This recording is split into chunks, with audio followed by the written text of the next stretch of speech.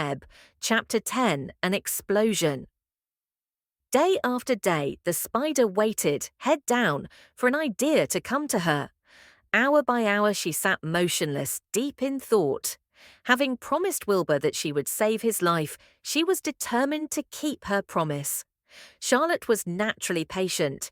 She knew from experience that if she waited long enough, a fly would come to her web. And she felt sure that if she thought long enough about Wilbur's problem, an idea would come to her mind. Finally, one morning toward the middle of July, the idea came. Why, how perfectly simple, she said to herself. The way to save Wilbur's life is to play a trick on Zuckerman. If I can fool a bug, thought Charlotte, I can surely fool a man. People are not as smart as bugs.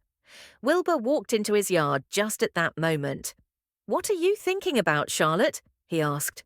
I was just thinking, said the spider, that people are very gullible. What does gullible mean? Easy to fool, said Charlotte. That's a mercy, replied Wilbur, and he lay down in the shade of his fence and went fast asleep. The spider, however, stayed wide awake, gazing affectionately at him and making plans for his future. Summer was half gone. She knew she didn't have much time.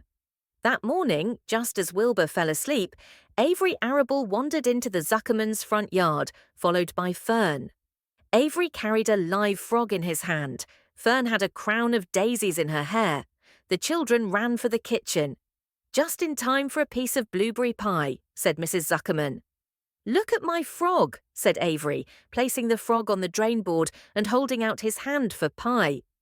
Take that thing out of here, said Mrs. Zuckerman. He's hot, said Fern. He's almost dead, that frog. He is not, said Avery. He lets me scratch him between the eyes. The frog jumped and landed in Mrs. Zuckerman's dishpan full of soapy water.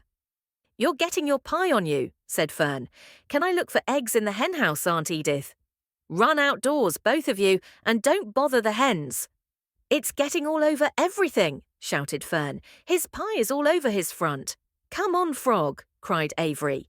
He scooped up his frog. The frog kicked, splashing soapy water onto the blueberry pie. Another crisis, groaned Fern. Let's swing in the swing, said Avery. The children ran to the barn. Mr. Zuckerman had the best swing in the county. It was a single long piece of heavy rope tied to the beam over the north doorway. At the bottom end of the rope was a fat knot to sit on. It was arranged so that you could swing without being pushed. You climbed a ladder to the hayloft. Then, holding the rope, you stood at the edge and looked down, and were scared and dizzy. Then you straddled the knot so that it acted as a seat. Then you got up all your nerve, took a deep breath, and jumped. For a second you seemed to be falling to the barn floor far below, but then suddenly the rope would begin to catch you, and you would sail through the barn door going a mile a minute, with the wind whistling in your eyes and ears and hair. Then you would zoom upward into the sky and look up at the clouds, and the rope would twist, and you would twist and turn with the rope.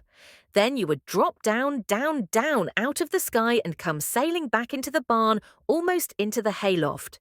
Then sail out again, not quite so far this time, then in again, not quite so high. Then out again, then in again, then out, then in. And then you jump off and fall down and let somebody else try it. Mothers for miles around worried about Zuckerman's swing. They feared some child would fall off, but no child ever did. Children almost always hang on to things tighter than their parents think they will. Avery put the frog in his pocket and climbed to the hayloft. The last time I swang in this swing, I almost crashed into a barn swallow, he yelled. Take that frog out, ordered Fern. Avery straddled the rope and jumped. He sailed out through the door, frog and all, and into the sky, frog and all. Then he sailed back into the barn. Your tongue is purple, screamed Fern. So is yours, cried Avery, sailing out again with the frog. I have hay inside my dress. It itches, called Fern. Scratch it, yelled Avery as he sailed back. It's my turn, said Fern. Jump off. Fern's got the itch, sang Avery. When he jumped off, he threw the swing up to his sister. She shut her eyes tight and jumped. She felt the dizzy drop. then the supporting lift of the swing. When she opened her eyes, she was looking up into the blue sky and was about to fly back through the door. They took turns for an hour. When the children grew tired of swinging, they went down toward the pasture and picked wild raspberries and ate them. Their tongues turned from purple to red. Fern bit into a raspberry that had a bad-tasting bug inside it and got discouraged. Avery found an empty candy box and put his frog in it. The frog seemed tired after his morning in the swing. The children walked slowly up toward the barn. They too were tired and hardly had energy enough to walk. "Let's build a tree house," suggested Avery. "I want to live in a tree with my frog." "I'm going to visit Wilbur," Fern announced. They climbed the fence into the lane and walked lazily toward the pig pen. Wilbur heard them coming and got up. Avery noticed the spider web and, coming closer, he saw Charlotte. "Hey, look at that big spider," he said. "It's tremendous." "Leave it alone," commanded Fern. "You've got a frog, isn't that enough?" "That's a fine spider and I'm going to capture it," said Avery. He took the cover off the candy box. Then he picked up a stick. "I'm going to knock that old spider into this box," he said. Wilbur's heart almost stopped when he saw what was going on. This might be the end of Charlotte if the boy succeeded in catching her. "You stop it, Avery," cried Fern. Avery put one leg over the fence of the pig pen. He was just about to raise his stick to hit Charlotte when he lost his balance. He swayed and toppled and landed on the edge of Wilbur's trough. The trough tipped up and then came down with a slap. The goose egg was right underneath. There was a dull explosion as the egg broke, and then a horrible smell. Fern screamed. Avery jumped to his feet. The air was filled with the terrible gases and smells from the rotten egg. Templeton, who had been resting in his home, scuttled away into the barn.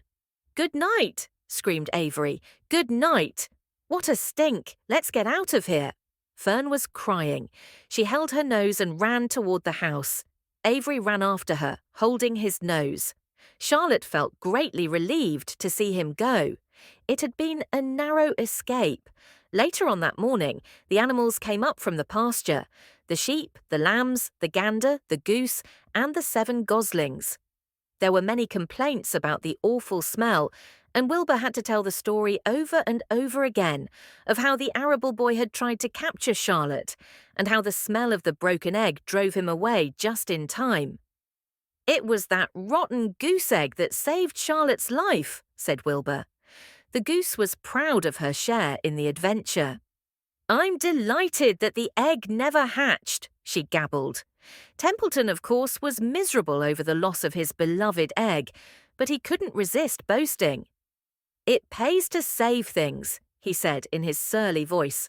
"A rat never knows when something is going to come in handy. I never throw anything away." "Well," said one of the lambs, "this whole business is all well and good for Charlotte, but what about the rest of us? The smell is unbearable. Who wants to live in a barn that is perfumed with rotten egg?" "Don't worry, you'll get used to it," said Templeton. He sat up and pulled wisely at his long whiskers, then crept away to pay a visit to the dump. When Lurvy showed up at lunchtime carrying a pail of food for Wilbur, he stopped short a few paces from the pig pen. He sniffed the air and made a face. "What in thunder?" he said. Setting the pail down, he picked up the stick that Avery had dropped and pried the trough up. "Rats," he said. "Phew, I might have known a rat would make a nest under this trough. How I hate a rat." And Lurvy dragged Wilbur's trough across the yard and kicked some dirt into the rat's nest, burying the broken egg and all Templeton's other possessions. Then he picked up the pail.